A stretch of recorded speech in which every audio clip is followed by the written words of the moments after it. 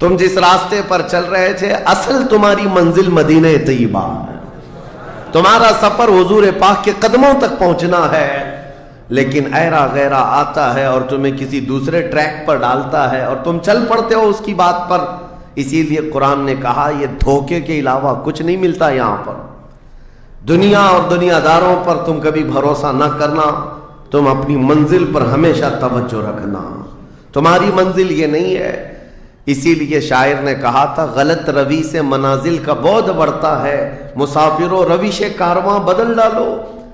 تم ٹیڑے میڑے چلتے رہو گے تو منزل لمبی ہو جائے گی، فاصلہ دور ہو جائے گا، اس لیے چلنے کا طریقہ بدل ڈالو، تمہارا سفر آسان بھی ہو جائے گا اور منزل جلدی پہنچ جاؤ گے۔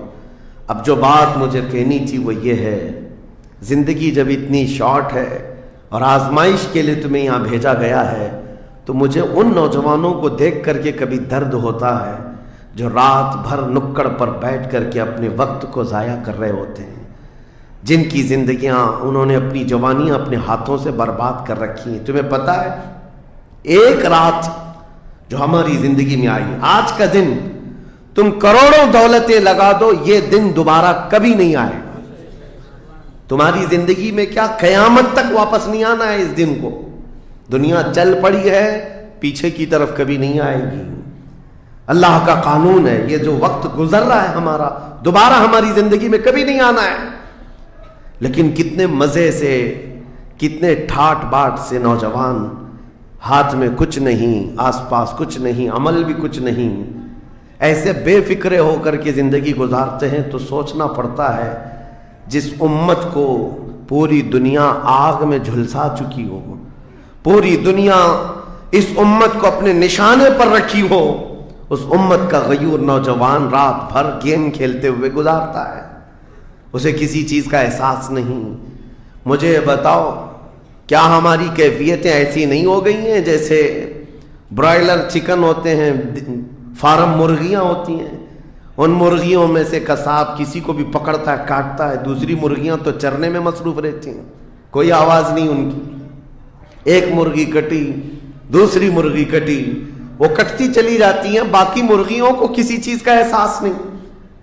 کیا یہ زندگی گزارنے کے ایسی طریقے نہیں ہو گئے؟ آج ہمیں روز اٹھنے کے بعد ایک نیوز پہنچائی جاتی ہے کہ تمہیں کاٹا گیا، تمہیں مارا گیا۔ نہ جانے ہم کتنی مسجدوں کے مینار گرتے ہوئے دیکھ رہے ہیں، کتنے اولیاء کاملین کے مزارات کو جلا کر خاک کرتے ہوئے دکھائے جا رہے ہیں، اور ہمارے امت کے ساتھ ہی نہیں، بانی اسلام کی عزت کے ساتھ مذاق، یہ روزانہ نہیں چل رہا ہے۔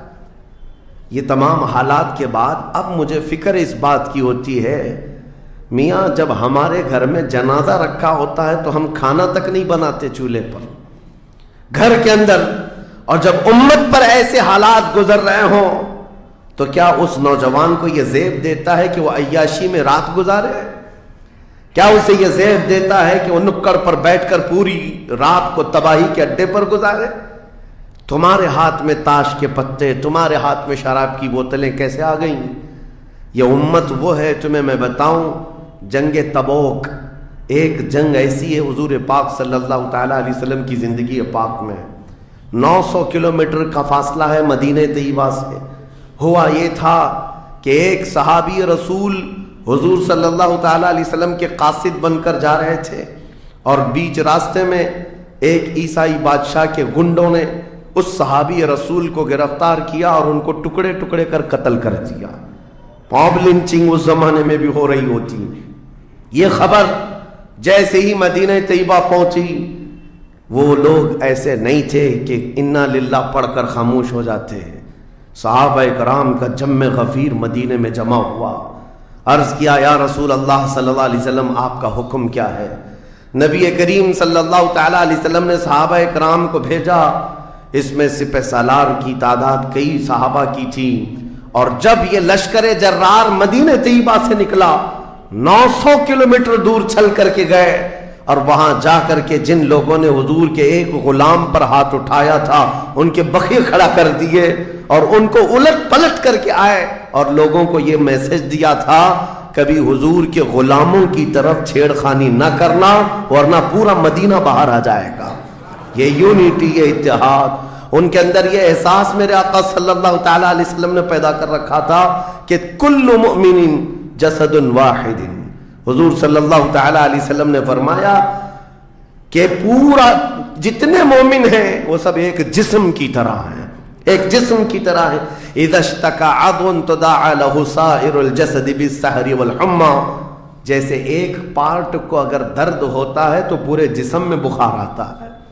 مومنوں کی کیفیت یہ ہونی چاہیے، لیکن احساس دھیرے دھیرے ختم ہوتا چلا گیا.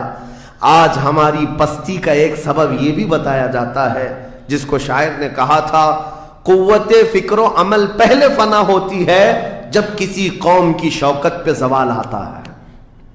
سوچنے سمجھنے کی صلاحیت پہلے ختم ہو جاتی ہے. آدمی سوچتا نہیں، سمجھتا نہیں، بس اپنے وقت کو ضائع کر رہا ہے، برباد کر رہا ہے، بیٹھا ہوا ہے، گپیں لگا رہا ہے. میں آپ کو بتاؤں، ہماری عمروں کا احتساب ہونا چاہیے. ہماری زندگی کو گن کر کے دیکھیں کتنے سال کے ہیں ہم. 25 سال، 30 سال، 35 سال، 40 سال، اور اس کے بعد گنو ہم سے کیا ہو سکا ہے اس دنیا میں. ہم اس دنیا میں کیا کر چکے اب تک؟ ہم سے کچھ نہیں ہوا. اگر تاریخ میں آپ کو بتاؤں میرے عزیزو، آپ کو پتہ ہے اس ہندوستان کی سرزمین پر سب سے پہلے لشکر اسلام کی سپہ سالاری کرتے ہوئے آنے والا ایک نوجوان محمد بن قاسم 10,000 کا لشکر لے کر عرب سے آیا تھا اور پرچم اسلام لہرایا تھا. تاریخ میں آج بھی رقم ہے. اپنے پنڈتوں نے بھی اس تاریخ کو لکھا ہے. ہاں، پنڈتوں نے بھی لکھا ہے. اور یہ محمد بن قاسم 10,000 کی سپہ سالاری کے ساتھ ہندوستان میں آ کر اسلام پھیلایا. عمر کیا تھی؟ صرف 19 سال کی عمر تھی. 19 سال کی عمر میں یہ عظیم کارنامہ انجام دینے والا، انہوں نے اپنی عمر کا صحیح استعمال کیا، اپنی ایج کو برباد نہیں کیا، ضائع نہیں کیا. طارق بن زیاد، جس کا یورپ بھی قائل ہے، جبل الطارق آج بھی ایک مقام ہے یورپ میں جس کو جبرالٹر کہا جاتا ہے. یہ حضرت طارق بن زیاد کے نام سے ہے. یہ پہلا سپہ سالار ہے جس نے پوری دنیا کے سامنے وہ عزم پیش کیا تھا. یورپ کی سرزمین پر جب کشتیاں لے کر پہنچے تھے یہ مومنین کی تعداد، وہ طارق بن زیاد ہی ہے جس نے پوری کشتیوں کو آگ لگا دیا تھا. کہا تھا کہ ہم پیچھے مڑ کر جانے والوں میں سے نہیں ہیں. جتنے ساتھ آئے تھے سمندر پار کر کے، کشتیوں کا سفر تھا، کشتیاں لکڑی کی بنی ہوئی، آگ لگا دیا اور کہا اب اس عزم کے ساتھ اترو، یا تو ہماری قبر بنے گی یا تو ہمارا جھنڈا لہرائے گا. میرے عزیزو، عمر 22 سال کی تھی طارق بن زیاد. اور ایک دو نہیں، میں تمہارے سامنے مثالیں رکھوں. ہندوستان کی سرزمین پر ایک ولی کامل کی آپ کو میں تاریخ اگر بتاؤں، جو سرکار سیدنا غریب نواز رضی اللہ تعالیٰ عنہ سے بھی 200 سال پہلے اس ہندوستان کی سرزمین پر تشریف لائے اور اسلام کی خاطر لڑتے لڑتے شہید بھی ہو گئے، اور جن کا لقب سلطان الاولیاء ہے، سیدنا سالار مسعود غازی رحمۃ اللہ علیہ. ان کے متعلق یہ فرمایا گیا وہ سلطان الاولیاء ہیں، ہندوستان کے اولیاء اکرام کے بادشاہ کی حیثیت ہے. سرکار غریب نواز سے بھی پہلے آئے، لیکن ان کی عمر ان کی شہادت کے وقت 19 سال کی تھی. صرف 19 سال کی عمر میں وہ مقام عظیم پا لیا. ہماری تو زندگی کی عمریں پتہ نہیں کتنی چلی گئیں اور ہم میں سے کوئی کارنامہ نہ ہو سکا. کارنامہ نہ صحیح، زندگی گزارنے کا سلیقہ بھی نہیں آ سکا. کارنامے نہ ہو تو الگ بات ہے، لیکن مسلمان تو بن جاتا کوئی. عزیزان گرامی وقار، میں آپ کو ایک بات بتا دوں، جو زندگی ملی ہے کچھ ایسا کر جاؤ کہ تمہاری تاریخ رقم ہو جائے، ورنہ قبرستان جا کر کے دیکھنا، وہاں تو لکھے ہوئے کتبے بھی مٹ گئے. قبروں میں کون سویا ہے ان کو بھی لوگ فراموش کر چکے، بھول گئے، سب بھول گئے. لیکن کچھ ہستیاں ہیں جو ہمیشہ آباد رہتی ہیں. یہ وہ لوگ ہیں جنہوں نے اس روئے زمین پر اپنی ذات کے لیے نہیں، اللہ کی رضا کے لیے جیا کرتے تھے. کس نے اس دنیا میں تمہیں ملوث کیا ہے؟ یہ وہ قوم ہے جو قیصر و کسریٰ کو گھٹنے پر لے آئی تھی. یہ وہ قوم ہے جس نے دریائے دجلہ میں گھوڑے دوڑا دیے تھے. یہ وہ قوم ہے جس نے افریقہ کی جنگلوں میں بھی اذانیں دی تھی. یہ وہ قوم ہے جس نے یورپ کے کلیساؤں میں کلمہ توحید کو بلند کیا تھا. لیکن آج اسی قوم کی حال یہ ہے کہ دنیا ہر گھڑی ہمارے اعمال کو نشانہ بنا کر کے ہمیں ڈیگریڈ کرتی جا رہی ہے. سمجھ جاؤ میرے عزیزو، کب تک اس زندگی کا اس طرح سے چلے گا؟ کیونکہ میرے آقا صلی اللہ تعالیٰ علیہ وسلم کو آج آپ کے سامنے میں یہ بات رکھتا ہوں.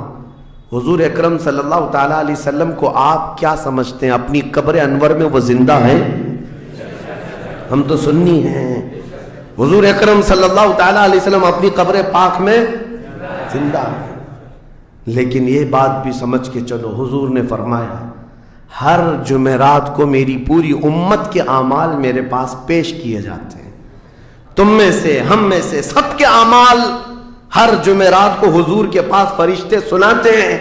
فلاں بن فلاں نے ہفتہ بھر یہ کام کیا ہے. حضور فرماتے ہیں اگر برے اعمال پیش ہوتے ہیں تو مجھے غم ہوتا ہے، میں استغفار کرتا ہوں اللہ کی بارگاہ میں، اور اچھے اعمال آتے ہیں تو شکر بجا لاتا ہوں، اس کے لیے دعا کرتا ہوں.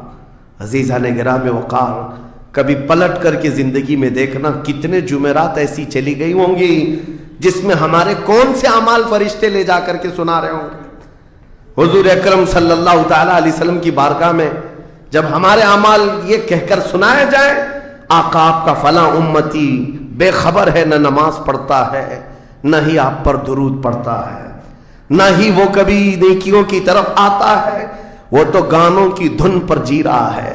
صبح اٹھتا ہے، شام ہوتی ہے تو اس کو تو فلموں کے نغمے یاد ہیں، آپ کا کوئی قول یاد نہیں. بتاؤ میرے آقا صلی اللہ تعالیٰ علیہ وسلم کو فرشتے جب ہمارے متعلق یہ خبر دے رہے ہو، کیا حضور پاک صلی اللہ تعالیٰ علیہ وسلم کو اس بات کا قلق نہیں ہوتا؟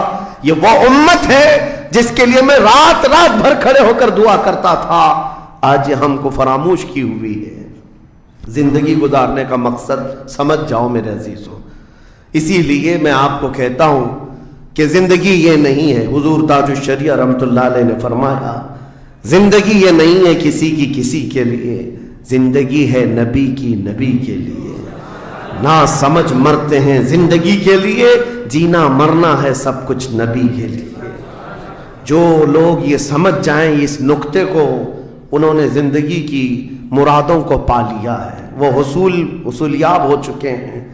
لیکن جو اب تک بھٹکے ہوئے ہیں ان کو میں دعوت فکر دوں گا. ایک بار سوچ لو، ایک بار سوچ لو، ویسے ہی دنیا ختم ہونے والی ہے اور تمہاری موت آنے والی ہے. ایک بار سوچ لو، ایک بار سوچ لو کہ ہمارے ساتھ آخرت میں ہونا کیا ہے، قبر میں ہمارے ساتھ بیٹھنے والا کون ہے، ہمارے ساتھ تنہائی کا نگہبان کون ہے، اور محشر کے اس بھرے میدان میں ہمارا ہاتھ پکڑنے والا کون ہے. جب بار بار یہ سوچو گے تو اس فکر کو پہنچو گے کہ وہ صرف اور صرف ایک ہی ذات ہے. کون دیتا ہے دینے کو منہ چاہیے، دینے والا ہے سچا. حضور پاک صلی اللہ تعالیٰ علیہ وسلم کی طرف لو لگا دو. اس کو جن لوگوں نے اپنی زندگی میں پہچان لیا وہ امام اہل سنت بن گئے، مجدد وقت بن گئے. اعلیٰ حضرت امام اہل سنت فاضل بریلوی رحمۃ اللہ تعالیٰ علیہ کے متعلق ایک بات میں آپ سے کہوں، وہ بڑے عالم تھے، بڑے فقیہ تھے، بڑے محدث تھے، اور بہت سارے علوم پر انہیں مہارت تامہ حاصل تھی، سب اپنی جگہ پر. لیکن یہ سارے علوم نے مل کر اعلیٰ حضرت کو اعلیٰ حضرت نہیں بنایا. ان کو اعلیٰ حضرت بنانے والی چیز حقیقت میں عشق رسول ہے. حضور پاک صلی اللہ تعالیٰ علیہ وسلم سے بے انتہا لگاؤ یہ مقام پیدا کر دیتا ہے. یہ مقام، ورنہ عالم تو بہت سارے، کتابیں لکھنے والے بھی بہت سارے، لیکن جس نے عشق کی بولی بولی دنیا اس کو پہچاننے لگ جاتی ہے، دنیا اسے پہچاننے لگ جاتی. زندگی کا مقصد وہ سمجھ گئے کہ ان کی غلامی کرنے میں ہی یہاں پر عروج و ترقی ہے. اسی کو خانوادہ اعلیٰ حضرت سے ان کے پوتوں تک بھی یہ فکر پہنچی. تاج الشریعہ نے فرمایا بلحوثن سیم و زر کی بندگی اچھی نہیں، ان کے در کی بھیک اچھی، سروری اچھی نہیں. تم جو سوچ رہے ہو زندگی کے طور طریقے ایسے ہونے چاہیے ویسے ہونے چاہیے، گزار لو جتنے دن چاہے بڑے بڑے بنگلوں میں، بڑی بڑی گاڑیوں میں، بڑی جائیدادوں میں، لیکن زندگی میں وہ عزت نہ پاؤ گے جو میرے مصطفیٰ کے قدموں میں ملے گی، جو حضور کی غلامی میں ملے گی وہ عزت نہیں پا سکتے۔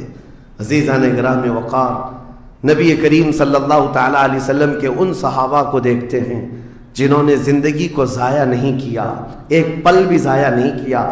آج میں آپ کو اسی لیے کہہ رہا ہوں موت آنے والی ہے، اس سے پہلے ایک وقت بھی، ایک لمحہ بھی ضائع ہونے مت دینا، برباد ہونے مت دینا۔ جو وقت ہے، میں مصر میں دیکھتا تھا بسوں میں بھی اور کبھی کبھار ٹکٹ کاؤنٹر پہ جو لائن لگی رہتی تھی، ایک سٹیکر لگایا گیا تھا، اکثر جگہوں پر یہ سٹیکر پڑھنے کو ملتا تھا، اجعلوا الانتظار فی الاستغفار، یہ جو ویٹنگ ٹائم ہے اس کو خالی کھڑے ہو کر کے مت گزارو، اتنی دیر استغفار کرو اور درود پاک تو پڑھو، وقت کو ضائع نہ کرو۔ تمہارے پاس اللہ نے وقت دیا، بیٹھے ہو تو پڑھو، کھڑے ہو تو پڑھو، کیونکہ یہ وقت تمہارا بربادی میں نہیں لکھا جائے گا، تمہارا یہ وقت ضائع کرنے والوں میں نہیں لکھا جائے گا۔ عزیزان گرامی وقار، آپ کو میں ایک بات بتا دوں، جن لوگوں نے اپنی زندگیوں میں بڑے بڑے محلات بنائے، آج ان کے لیے بھی تاریخ ہے، مگر کس انداز سے، کس انداز سے۔ آج دنیا نے آپ کو ایسے ڈائیورٹ کر رکھا ہے، جو کام ہونے کے تھے وہ نہیں کرنا ہے آپ کو، لا یعنی کاموں میں مصروف ہو گئے، جو چیز تمہارے حصے کی تھی نہیں اس پر انرجی خرچہ کرتے رہ گئے، اور جو چیز تمہارے کام کی تھی اس کو تو بھول ہی گئے۔ آپ کو میں ایک بات بتا دوں، ہو سکتا ہے شاہ جہاں نے تاج محل بنایا اور پھر بادشاہ قطب الدین کے زمانے کے نشانیاں موجود ہیں، لال قلعے بن گئے، قطب مینار بن گیا، بڑی بڑی عمارتیں ہیں، لوگ اوپر سے نیچے دیکھنے کے لیے آتے ہیں، لیکن میں یہ کہتا ہوں یہ کوئی کمال کی چیزیں تھی نہیں، کمال کی چیزیں تھی نہیں۔ لاکھوں لوگوں کی محنتیں بھی لگی، پیسہ بھی لگا اور بڑی عمارتیں کھڑی کر کے چلے گئے، ہزاروں کی تعداد میں تاج محل میں لوگ جاتے ہوں گے۔ تاریخ تو لوگوں کو تھوڑی بہت تو پتہ ہوگی کہ اپنی بیگم کی محبت میں بنایا ہوا ایک محل ہے اور بیگم کی قبر بھی وہاں ہے، لیکن جانے والے کبھی کسی کو سنا ہی نہیں کہ ایک فاتحہ بھی کوئی پڑھتا ہو، کوئی پڑھتا ہوا نظر آتا ہے۔ وہ تو پکنک پوائنٹ ہے، ٹورسٹ ایریا ہے، جائے دیکھے آئے۔ لیکن میرے عزیزو، یہ بڑے بڑے محلات اپنی ناموری کے لیے بنا کر تو چلے گئے، لیکن آؤ بریلی شریف کی سرزمین پر ایک مدرسہ جو اعلیٰ حضرت نے بنایا، مبارک پور کی سرزمین پر جامعہ اشرفیہ جو حضور حافظ ملت نے بنایا، یہ عمارتیں آج بھی دعوت دے رہی ہیں، ایک دو نہیں، ہر سال ہزاروں کی تعداد میں عالم اور مفتی وہاں سے نکلا کرتے ہیں۔ یہ کام کی چیزیں تھی جو بزرگوں نے کر دیا کہ امت کو ایسا کچھ دے جاؤ کہ وہاں سے آنے والا کچھ فیض اٹھا کر کے جائے۔ تاج محل لے کر کے کیا کرنا ہے؟ پیسے کمانا ہے یا ٹورسٹ ایریا بنانا ہے؟ لیکن ایک ایسا ادارہ جس میں پڑھ کر کے دنیا روشن ہوتی اور آخرت بھی روشن ہوتی۔ ہم سنیوں کے ہاں یہ چیزوں کی ضرورت تھی، ہمیں لا یعنی چیزوں میں مصروف کر دیا گیا ہے۔ میں اب تو آپ کو پتہ ہی ہوگا، مجھے تو جلسوں والا آدمی بنا دیا گیا، جہاں دیکھو پروگرام جلسے۔ میں اصل میں جلسوں والا آدمی تھا ہی نہیں، میں فیلڈ ورک کرنا پسند کرتا ہوں، کسی علاقے میں رہ کر کے قرآن کی تفسیر کرنا اور لوگوں کے درمیان رہنا۔ لیکن مسلسل سفر کا ایک تجربہ میں آپ کو بتا رہا ہوں، ہوں گے یہاں پر بھی بہار بنگال والے، سب ہوں گے، بہار والے، بنگال والے، جھارکھنڈ والے اتنے جلسے کرتے ہیں، 365 دن بھی اگر ان کو تاریخ دی جائے تو بھی کم ہے۔ ایک اینالائز کرنے والے بہار کے رپورٹر ہیں، انہوں نے رپورٹ لا کر کے ہمارے سامنے بتائی کہ حضرت 2022 میں اسٹیٹ آف بہار میں 4000 جلسے ہوئے، 4000 جلسے۔ میں ان کا مخالف نہیں ہوں، لیکن ایک فکر آپ کو بتا رہا ہوں، 4000 جلسے، جن میں سے ہر جلسے کا کم سے کم خرچہ 5 لاکھ روپے، اس سے کم خرچہ کرتے نہیں، 6 مہینے چندہ کرتے ہیں، اس کے بعد بڑا جلسہ کرتے ہیں۔ کیلکولیشن کر کے دیکھا گیا تو سال میں 2000 کروڑ روپے خرچے ہوئے، 2000 करोड़ रुपये। मेरे अजीजों, ठीक है ये सब अपनी जगह पर, लेकिन पूरे स्टेट पर घूम करके देखें तो मुसलमानों के नाम की एक यूनिवर्सिटी भी नहीं है, कोई एक बड़ा इदारा नहीं कायम कर सके। 2000 करोड़ की भारी रकम साल भर खर्च करने वाला गरीब स्टेट जिसको लोग समझते हैं। मेरे अजीजों, मैं ये बात इसलिए अर्ज कर रहा हूं, जिन चीजों में तुम्हारा जहन उलझ गया ये वो तुम्हारे काम की नहीं थी। आला हजरत ने बहुत पहले फरमाया था, ये दुनिया का हाल ये है, शहद दिखाए जहर पिलाए। यहां पर चकाचौंध दिखने वाली चीजें वो तुम्हारे हक की नहीं है। इसलिए मुझे दर्द होता है इस बात का कि हमने जिन चीजों के लिए अल्लाह ताला से अमानत ली थी, हमें अल्लाह ताला ने नवाजा था, वो हमारी रकम भी गलत जगह जाती, हमारी जिंदगी का वक्त भी गलत जगह जा रहा है। अजीजा ने गिरामी वक़ा, इन सब चीजों का सवाल होगा क़यामत के दिन हमसे, हर चीज का सवाल होगा। अगर हमने वक्त को जाया किया है और अपना माल भी गलत जगह इस्तेमाल किया है, हर जगह हमारी पकड़ होगी, हमारी पकड़ होगी। एक हफ्ता कबल मैंने सुना, हमारे चाहने वाले हैं अजीज, उन्होंने कहा एक दरगाह पे गए थे, सुना है एक बहुत बड़े सेठ हैं, वो 2.25 करोड़ का सिर्फ दरवाजा बना रहे हैं अल्लाह के वलियों के आस्थानों पर। मेरे अजीजों, ये अल्लाह के वो वली हैं, न तुम्हारे दरवाजे के मोहताज हैं, न तुम्हारी चादर के मोहताज। उनके इंतकाल के बाद जो उनको अल्लाह ने मकामात दिए वो तुम नहीं पहुंचा सकते। वो तो अल्लाह ताला के रहमत में है, जिन्हें अल्लाह ताला जन्नत के जोड़े पहना चुका हो, जिनके लिए जन्नत की हवाएं चल रही हो। उन औलिया के मिशन को जिंदा करना हकीकत में इसाले सवाब। उनके लिए सबसे बड़ी नजर और नियाज यही है। माररा मुतहरा में हाजिर था, बड़ी खुशी हुई। साहब सज्जादा ने बढ़ करके ये ऐलान किया था, आने वाले जायरीन जितने सुन्नी आते हैं, हम उन सब से कहते हैं कि हमारे औलिया जितने यहां आराम कर रहे हैं, इन औलिया को जो चादरें डालनी थी वो हम डाल चुके। तुम्हारी तरफ से अब किसी चादर के लाने की जरूरत नहीं, और अगर लाना ही चाहते हो एक दुपट्टा ले जाओ और गरीब बहन के सर पर ओढ़ा दो। ये पैगामात थे खानकाहों के, हकीकत में यही उम्मत का काम है। अजीजा ने गिरामी वक़ा, लायानी कामों में पढ़ कर के हमारा वक्त जो बर्बाद हुआ उसकी तलाफी मुश्किल है, बहुत मुश्किल है। इसलिए मैं सिर्फ ये मैसेज देना चाहूँगा कि ज़िंदगी के उस पॉइंट पर आज हम आ चुके हैं जहाँ आंधियाँ तूफान हर तरह से एक बहुत बड़ी आजमाइश में हम गिरफ्तार हैं। किन किन चीज़ों का इलाज किया जाए समझ में नहीं आता। कभी कभार मैं बैठ कर सोचता हूँ, घर में अगर गैस का पाइप भी लीक हो गया, आग भी लगी है, पानी का पूरा फव्वारा भी आ रहा हो, कचरा भी गिरा हो, तो आदमी सोचने लग जाता है किस चीज को रोकूं, पानी को रोकूं, गैस को रोकूं, आग को रोकूं, कचरा उठाऊं, क्या करूं समझ में नहीं आता। ये हालात आज हमारे साथ ऐसे ही हो गए, हम किन किन चीजों का मुकाबला करें समझ में नहीं आता। और फिर उस पर मजीद जब हम अपनी कौम की तरफ देखते हैं, ये तो गेम चलाते हुए मजे से बैठे हुए हैं, ऐसा लगता है इन्हें किसी चीज की फिक्र ही नहीं। शायर ने कहा था, जगह जगह के थक चुके हैं तुम्हें ये हंगामे, नशाते लज्जते ख्वाबे गिराम बदल डालो, उठो वो गरना हश्र ना होगा फिर कभी, दौड़ो के जमाना चाल अपनी चल गया। मेरे अजीजों, बस वक्त का एहसास तुम्हारे अंदर आ जाए, जाया न करो। मेरे आका सल्लल्लाहु तआला अलैहि वसल्लम की एक बात मैं तुम्हें बता देता हूँ। आप ये सोचते हैं बहुत सारे नौजवान खाली फालतू इसीलिए बैठे हुए, मेरे स्टेटस के मुताबिक काम नहीं मिलता, मेरे स्टैंडर्ड के मुताबिक मुझे काम नहीं मिलता, बर्बाद किए जा रहे हैं अपनी जिंदगी, लोगों पर बोझ बने हुए हैं।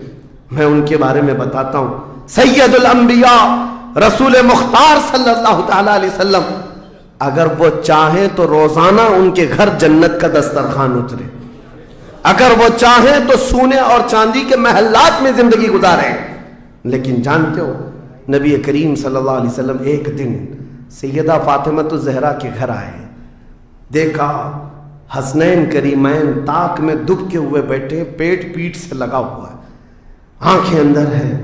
हजरत फातिमा भी बैठी हुई, आवाज किसी की नहीं। हुजूर रहमत आलम सल्लल्लाहु अलैहि वसल्लम ने पूछा, फातिमा क्या हाल है, घर में खामोशी क्यों है? सैयदा कायनात ने कहा, अब्बा जान पिछले 4 दिन से हमारे घर में कोई खाना नहीं। हुजूर पाक सल्लल्लाहु ताला अलैहि वसल्लम ने ये नहीं फरमाया कि अभी बुलाता हूं जिब्राइल को, अभी दस्तरखान लाओ, अभी मेरे घर के खाने के इंतजामात करो। चाहते तो हुजूर ऑर्डर दे देते, सारी नियामतें आ जाती, लेकिन हुजूर ने क्या फरमाया सुनो। फातिमा तो ज़हरा सलामुल्लाहि अलैहा से कहते, फातिमा इंतजार करो, तुम्हारा बाबा जाएगा। यानी खुद अपने बारे में कहते, मैं जाता हूं, देखता हूं कोई मजदूरी मिल जाए, मैं काम करके अपने बच्चों को खाना लेकर के आऊंगा, काम करके खाना लाऊंगा, मांग करके नहीं। हुजूर रहमत आलम सल्लल्लाहु ताला अलैहि वसल्लम जो सैयदुल अंबिया हैं, जिनके कदमों का बोसा जिब्राइल अमीन लेते हो, वो चल करके मदीने के बाहर आए। गर्मी की तपिश अलग है, धूप है, बाहर आए। एक बगीचा था जिसमें माली काम कर रहा था, बागबान।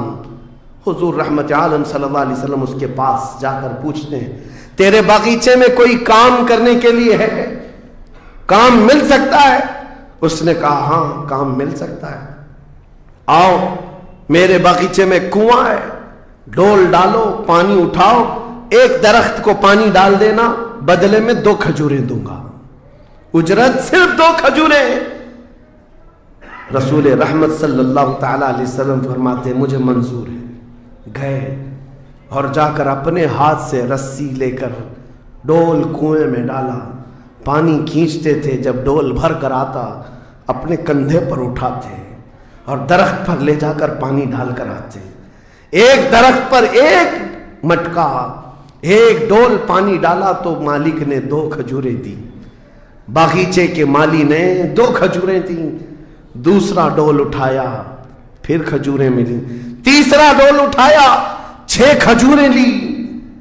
चौथा डोल हुजूर ने डाला था कि रस्सी टूट गई, डोल कुएं में गिर गया। बागीचे का मालिक ये देखता है, वो पहचानता नहीं था, गुस्से में आते ही सीधे हुजूर पर हाथ उठा दिया, कहा कि तुम्हें काम नहीं आता, मेरी रस्सी तोड़ दिया। रसूल करीम सल्लल्लाहु ताला अलैहि वसल्लम ने पलट कर कुछ नहीं कहा। वो रहमत आलम सल्लल्लाहु ताला अलैहि वसल्लम थे। वो 6 खजूरें लेकर के वापस मदीने आए। कहा फातिमा कहाँ है बच्चे, कहाँ है?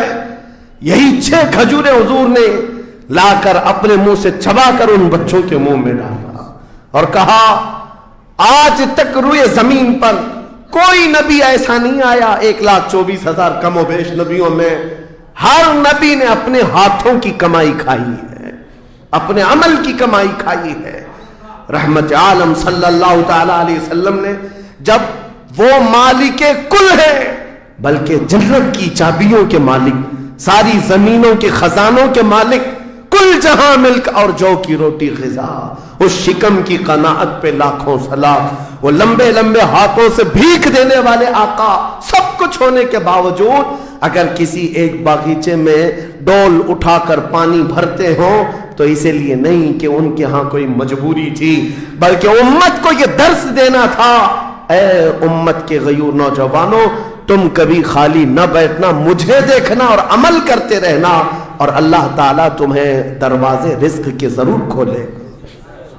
खाली बैठे हुए वक्त बर्बाद करने वाले लोगों को मैं अक्सर ये बात सुनाता हूँ, ऐ मेरे अजीजों, मुसलमान मोहल्लों में जहां से भी गुजरो हाल यही है, हाल यही है। रात को 4 बजे तक इनके यहाँ रोशनियां, किस बात के लिए, मियाँ क्या फिक्र हो रही है, किस बात की यहाँ मीटिंग चल रही है, चर्चे किस बात के, उम्मत की तबाही के चर्चे किस बात के, गप्पे लग रही होती हैं, कुछ नहीं। उन दूसरी कौमों को देखो जो फजर से पहले उठकर कामों पर भाग जाती हैं, सूरज डूबने से पहले वो घरों पर आ जाते हैं। आज तुम्हारे अखलाक और किरदार किसी और ने ले ली, एडॉप्ट कर लिए, और तुमको लोगों को ऐसा छोड़ दिया गया बेकायद के, बेक़ियादत के। बहरहाल मेरे अजीजों, बदलना चाहें तो आज भी हम बदल सकते हैं। सिर्फ एक नुक्ता है बदलने के लिए, एक नुक्ता है। मेरी बातें छोड़ दो, मुकर्रिरीन को सुनते हो सकता है लोग ये कहते हैं मौलाना लोग ऐसा बोलते हैं वैसा बोलते हैं, तुम्हारी फिक्रें सब अपनी जगह पर। मेरे अजीजों, मैं तो बहुत निकम्मा आदमी हूं, मैं तो एक छोटा तालिब इल्म भी नहीं हूं, जहालत मेरे अंदर भी है, लेकिन मैं आपको ये कहना चाहता हूं, अगर दिल के अंदर हलचल मच सकती है, इनकलाब लाने की फिक्र आ सकती है, तो इधर उधर की बातें छोड़ो, आमिना के लाल की तरफ देखो, हुजूर अकरम सल्लल्लाहु ताला अलैहि वसल्लम की तरफ तुम्हारा दिल मुतवज्जे हो गया तो मैं कहता हूं तुम्हारी धड़कनें तेज हो जाएंगी, तुम बदल लोगे अपनी जिंदगी को, और उसके बाद एक दिन आएगा फिर तुम ये पुकार कर कहोगे जो बरेली वाले ने कहा था, या रसूल अल्लाह, दहन में जुबान तुम्हारे लिए, बदन में है जान तुम्हारे लिए, हम आए यहां तुम्हारे लिए, उठे भी वहां हुजूर के लिए, जीने का सलीका मिल जाएगा। लेकिन शर्त सिर्फ इतनी है, आज से एक वजीफा दे करके जा रहा हूं, जुमा को, पहले भी मैंने एक बार कहा था, जब भी जुमा आए घर पर अब जाते हैं, घरों में अच्छा खाना बनता है, मेरे अजीज अपने बच्चों को ले लो, बैठ जाओ दस्तरखान पर, लेकिन घर में ये कानून लगा देना, बीवी भी बैठे, माँ भी बैठे, बहन भी बैठे, बच्चे भी बैठे, जिसके घर में जितने लोग हो दस्तरखान पर बैठे, उस वक्त तक हम लुकमा नहीं उठाएंगे जब तक 100 मरतबा मेरे मुस्तफा पर दुरूद ना पढ़ ले। हुजूर सल्लल्लाहु ताला अलैहि वसल्लम को याद करने का माहौल घरों में आ जाए, फिर देखना जिंदगी की बहारें तुम अपनी जिंदगी में देख लोगे। हर गली में इंशाअल्लाह अज़ीज़ ये माहौल बन जाए, फिर कोई बाहर से आया हुआ अजनबी तुम्हारे मोहल्ला में आकर कहेगा ये मुंबई का मोहल्ला नहीं, मदीने की गली नजर आती है, यहाँ से खुशबुएं मुस्तफा नजर आती है। हमारी औरतों के अंदर, हमारी बच्चियों के अंदर पर्दे की पाबंदियां हमारी तकरीरों से नहीं, हुजूर की मोहब्बत से आ सकती है।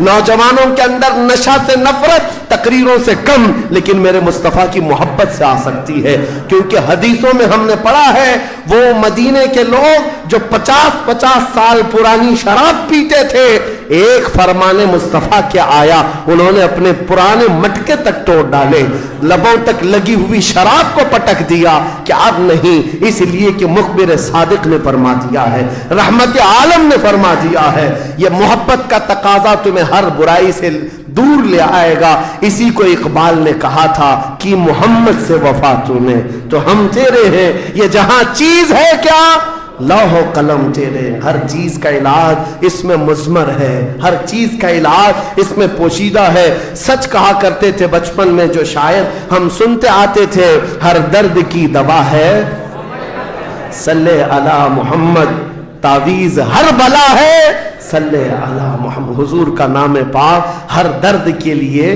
दवा भी है, शिफा भी है, और बीमारियों से छुटकारे के लिए कंसंट्रेशन, एक जगह तवज्जो मरकूज कर लो।